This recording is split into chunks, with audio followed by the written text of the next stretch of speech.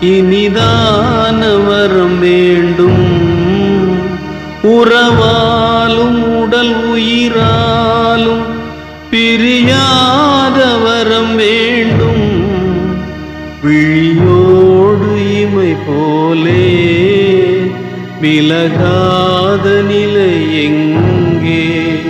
விழி நீரை அணை போட்டு மொழி காத்த துணை எங்கே? இணையான இளமானே தனியா